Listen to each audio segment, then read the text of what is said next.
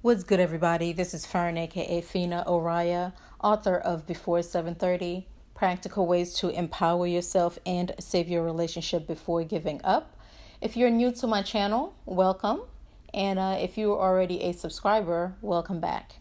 I trust that you have been working hard, smart, and been spending time with your family, and that you've been mastering your magic as well as accomplishing your goals for 2020. This is going to be a different kind of video today. I want to pay tribute to LaKendrick Brooks, aka Zen The Shaman, who shockingly transitioned on January 29th at 45. This is a brother I have to pay my respect to because, well, I really liked him. I met him about 10 years ago. And when we met, it was like, as I like to tell the story, he said, "Fern, you have to meet my wife, Voice. I think you two will get along so well." He was so excited when he spoke.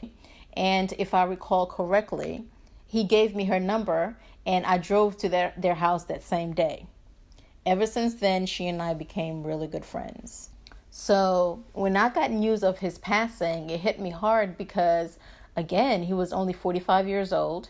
And it's just different when you know someone and they're just poof, gone.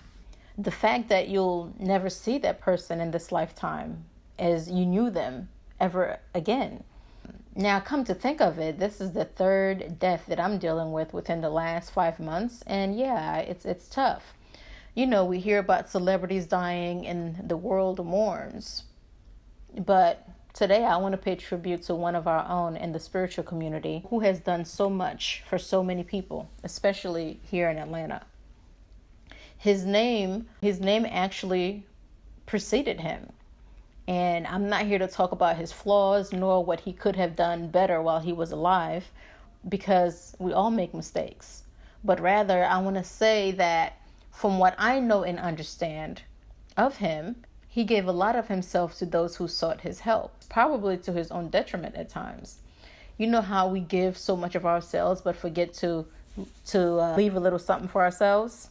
That was Zen. Giving, well, always giving. So I went to his memorial service yesterday, which was February 5th. And as I'm sitting there looking at his picture with the doves around him, which I created for him, he was just staring at me. But just now, as I looked at the picture again, his eyes will actually follow you wherever you are. And that's deep. When I spoke at his service yesterday, it hit me like, man, our lives are shorter than we think sometimes.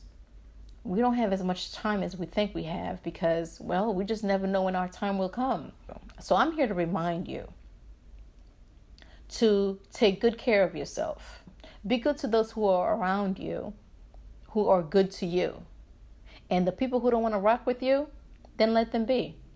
It's probably best that they're not around you anyway, because they'll only deter you from doing better with your life. You guys know I'm big on a healthy family life. Like I've said many times before, take care of your family. Balance your work life and your home life. You need to do that or else you'll burn out quick. You need to know when to step back for a minute and take 10. Life is not all about work, but never taking time to take care of self and your family. Sometimes we give so much to the world and we work ourselves to the ground. We're gone, but everyone else is still living their lives. Yes, I'm saying, yes, be selfish sometimes. Extend your hand to help the outside world after yourself and your home. There's no telling who'll come to show their respect and acknowledge you based on your works when you're gone. Make it easier on your family. Tell them what you want before that time comes. And other life lessons that I think about as I'm looking at his picture, thoughts that are coming to mind and ways that we can make our lives better while we're still here, because once we're gone, we're gone. Don't be too hasty in making any rash decisions.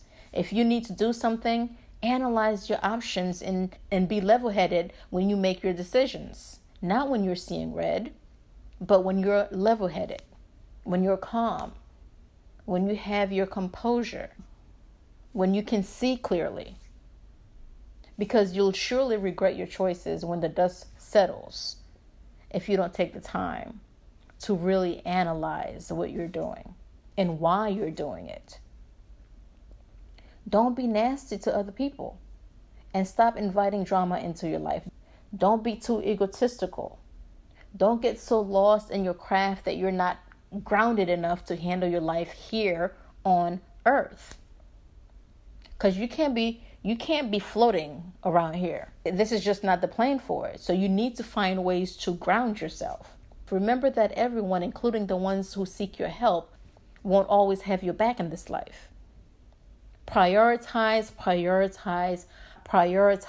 what's important in your life, and be mindful of who has been with you through your highs and lows. Those are the things that Zen shared with me telepathically while I was at his memorial service yesterday. And it meant a lot because he was reminding me to learn from what I already know about him. So I wanted to share such beautiful thoughts with you guys because I also want you to partake in enjoying life as life should be enjoyed, despite the challenges that you might face, despite the people who will test your character, despite the people who will nag you or to the point that you question certain things about yourself. Just remember to keep your head up and don't give up. Whatever you have going on, just do not give up, because life is not only about what's happening right now, because there is so much more to this life. But don't ignore the experiences that you are having right now either, because you're supposed to be learning something from those moments. I would like to thank Zen for sharing those lessons with me, because I plan on applying them to my life and just do better when it comes to certain things based on what I already know and some of the mistakes that I can clearly learn from and apply or become wiser in my decision-making skills when it comes to certain situations. Again, RIP to Zen the Shaman. I trust that you have made it back home. Thank you for checking out my video. You're welcome to check out my products on my website, before730.com. Please subscribe to my channel if you're new. And I think I'll end it here. Peace, abundance, and love to you all. Appreciate life. Until the next video. Happy living.